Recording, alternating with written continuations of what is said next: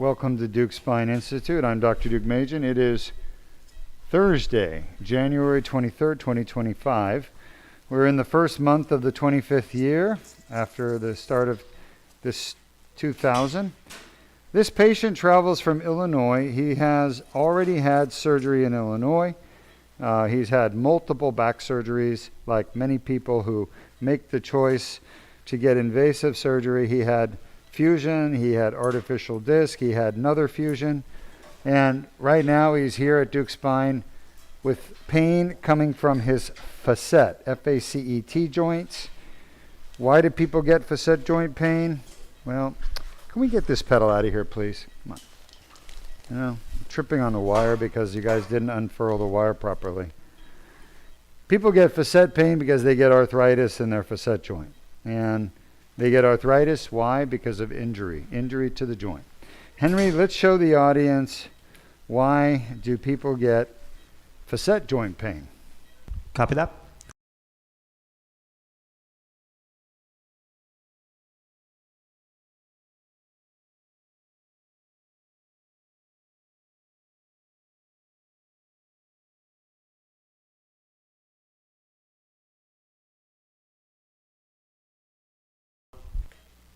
Welcome back.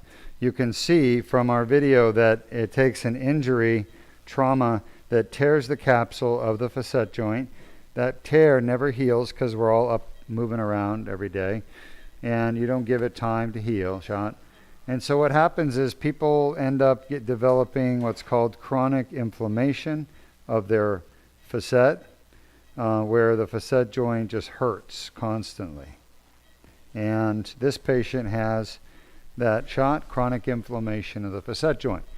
Now, look at where the tip of my probe is. Show us the tip of the probe. We're going to start at L2. That's the L2 transverse process and pedicle. Okay, there's a TP. It looks like a finger sticking out the side. And the pain nerve, called the medial branch of the dorsal ramus, literally runs right just to the left of there, right there. And it runs down over to the facet. So right where my probe tip is in the perfect place to destroy that nerve.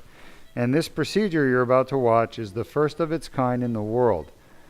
Okay, this is not an RFA. This is a Deuk plasma rhizotomy. Why do we do things differently?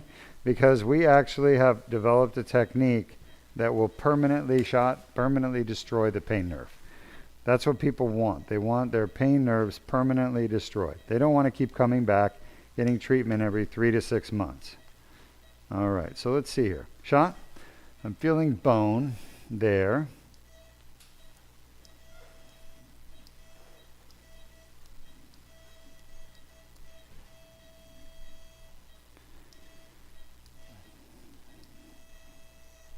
Shot. And Henry?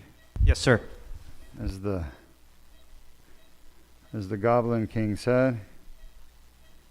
That'll do it. That'll do it. All right, very good. All right, so that's L2 done. We're going to move on to L3. And I'm going to show you, shot, at the end of this, the whole surgery is done through a 4mm incision. 4mm is literally as tiny as you can get with a surgery. It's tiny. Shot. Perfect. So I'm in perfect position for the next burn, which is the L3. And what we're destroying is called the medial branch of the dorsal ramus. Shot. It's a small nerve that comes out of the neural foramen above, travels along this transverse process, and innervates the facet joint. And that facet joint is where his pain's coming from. Shot? But you've got to make sure you're in exactly the right spot before you burn. And that's what I'm doing. And it's not just based on the x-ray. It's based on feel. You have to literally feel that you're in the right spot. And that's what I'm trying to do. So I can't just use the x-ray. You have to use tactile sensations, which is your feeling in your fingers as a surgeon to know you're in the right spot. I don't feel like I'm in the right spot. I'm kind of looking around just to make sure. I'm trying to understand the geography, okay, what's happening in here. So you actually have to have little eyes on your fingers, basically, okay? You have to be able to feel the edges of bones because you can't feel the nerves usually. What you're feeling is bones. and you have to use the bones of the spine to guide you. All right, he's just moving a little, but we're okay with his movement. All right, that's good. I'm going to try to get the next ones below, but there's a giant fusion mass. Show us the fusion mass. Don't take an x-ray, just show us the fusion mass. See all that? No. All that bone. It goes out, yes. That whole, keep going, all the way down to the sacrum. Yep, all that is a fusion mass, okay? And he's had a laminectomy, which is the white in the middle. It looks like a bird with its wings open.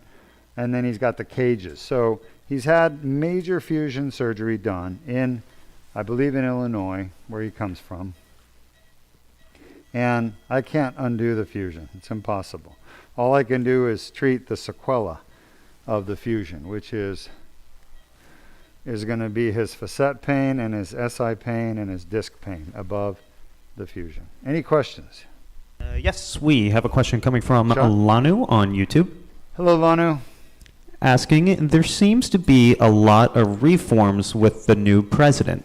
Will there be a reform in the healthcare industry? Well, great question, Lanu. I can't comment on what President Trump will do, or his cabinet, or his administration, or the Senate and Congress. I mean, I don't know. I hope there is. If they want to fix our healthcare system, they need people like me who understand what's wrong with it. And there's not many people who do. Unfortunately, huh? Yeah, there may be very little significant change, okay? The last thing Trump or any politician wants you to believe is that they didn't do anything to help you. So they try to make it look like they do, but the reality is there's only one way to fix healthcare in this country, one way, and that is to take the insurance companies out of the decision-making process about what kind of care people should get, and put that decision-making process back to the patients and their doctors. It's called the doctor-patient relationship. It's been around for thousands of years, and there was never anybody in between like an insurance company, but now there is. And the insurance companies have one goal, and that is to not pay for anything. If they can take money from you every month and not pay for a single medical procedure or treatment or test, they have won, okay? And that's what they're doing. They're winning. They're winning because people don't understand how insurance works. Then more importantly, they don't know how to fix it. I do. I know exactly how to fix it, but nobody's called me to ask me, how do we fix it? Now, how many other people know exactly how to fix it? There's probably a few, but I haven't seen any on TV working for Trump. Certainly not Elon Musk or Vivek Ramaswamy. They don't know. Probably not, Dr. Oz doesn't know. Kennedy doesn't know. These guys have no clue. It takes a doctor like me who owns facility, owns a clinic, hires other doctors, deals with the billing side, deals with the authorization side, deals with the collecting the money side, to really understand the problem, the scope of the problem. And that's me. I can do that. How many other doctors are like me? Not many. Not many practice medicine plus run businesses that require people to pay or insurances to pay. Okay? But I do. And so I would love to be involved, but no, my phone is not ringing, Sean, except for telemarketers. I think price at the pump is much easier to change than your premium. Yeah, Trump is focusing on, some things that he promised during his presidential campaign, like, the borders and removing, illegals and getting prices down for energy. Obviously, these are things that he understands. I don't understand them as well as he does, not even close, but I do understand healthcare, and I understand what's wrong, and I know how to fix it, okay? But nobody's asking me, except for you. And you're not even asking me. You're sort of asking me if Trump's going to fix it. I don't know. I hope he does. I hope he does for the American people, but I'm not very optimistic. So one thing you have to understand, the greatest threat in the world is not Russia or Korea or China. It's our insurance companies. They are the biggest threat in the world. Why? Because they make choices based on profits, and those choices traditionally always hurt patients. When they are choosing a way to make more money, it always results in people getting worse care, okay?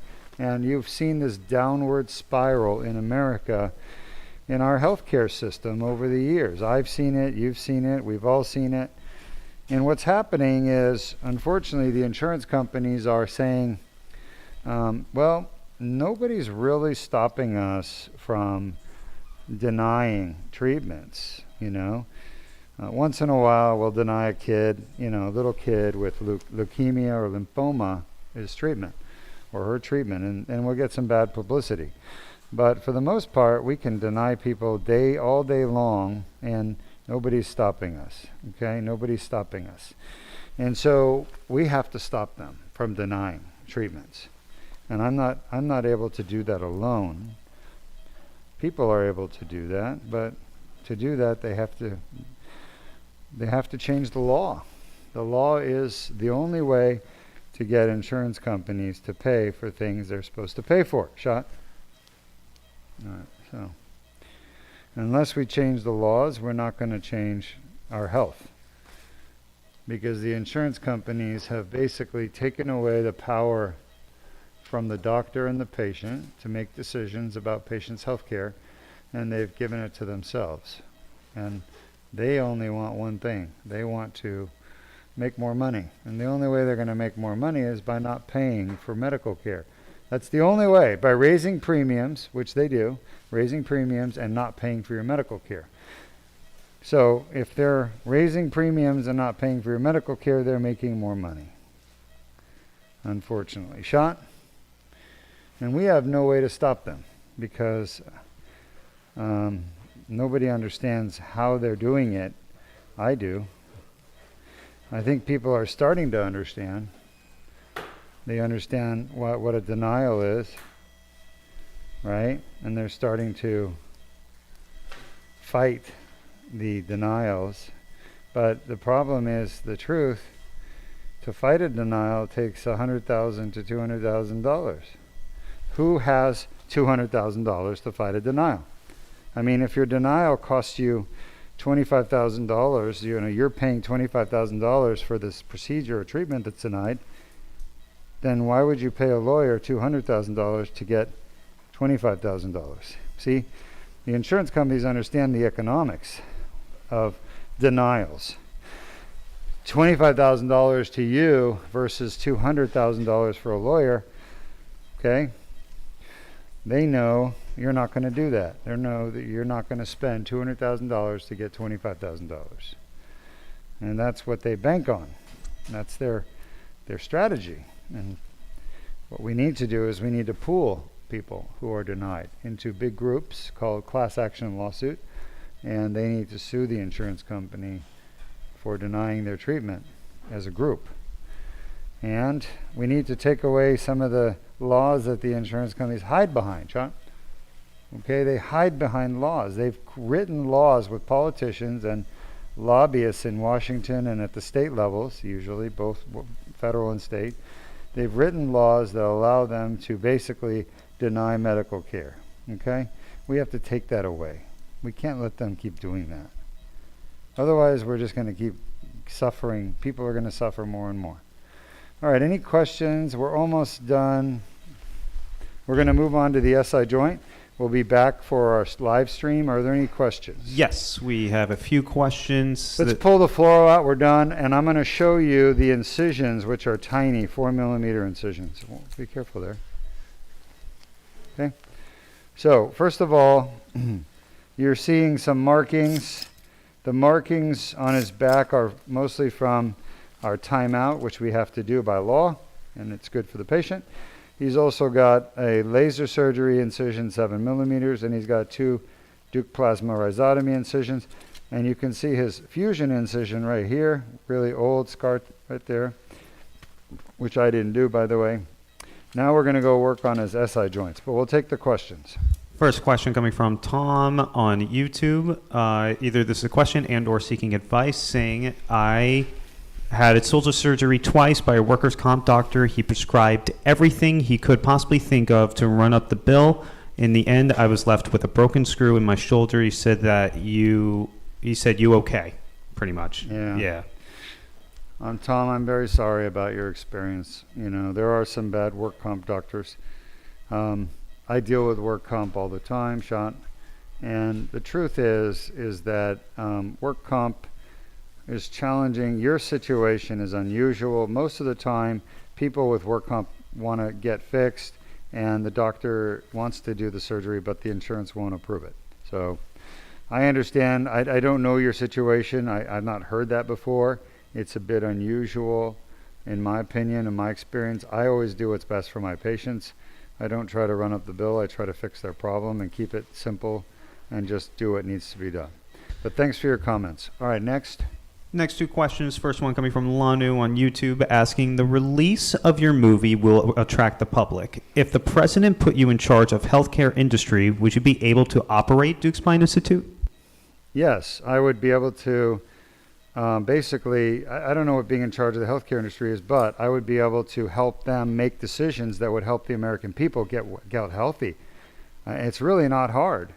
The big thing is take away the insurance company's ability to deny medically necessary treatment. And to do that, you have to change the law to take away their ability to deny treatment and deny payment. It's denying payment. That's really what it comes down to. That's what they're doing, is denying payment. Without payments, we can't operate. We have overheads. We have to pay our staff. Deuk Spine has a huge overhead, almost $1 million a month. I've got to get money coming in to pay them. Otherwise, we go out of business. Insurance companies are happy if you go out of business, because when you go out of business, there's less people treating patients. That means they're spending less money. So putting hospitals out of business, doctors out of business, surgery centers out of business, therapists out of business, chiropractors out of business, that's their goal. But they're not going to say that, because they don't want you to know that, because that will cause people rioting in the streets, and they don't want rioting in the streets. They want to choke your life out of you like a giant anaconda puts its coils around the neck of an animal and slowly squeezes until the animal can't breathe anymore.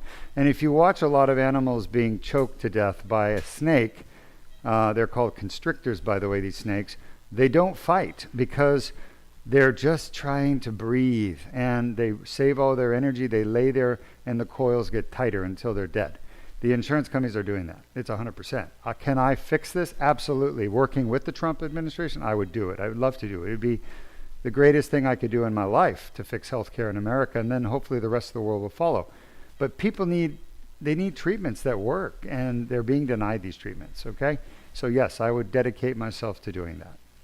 All right, let's just move on. We're going to end the stream, come back for the sacroiliac joint Deuk plasma rhizotomy. I will take the questions that remain in the next stream. But this will be the Deuk plasma rhizotomy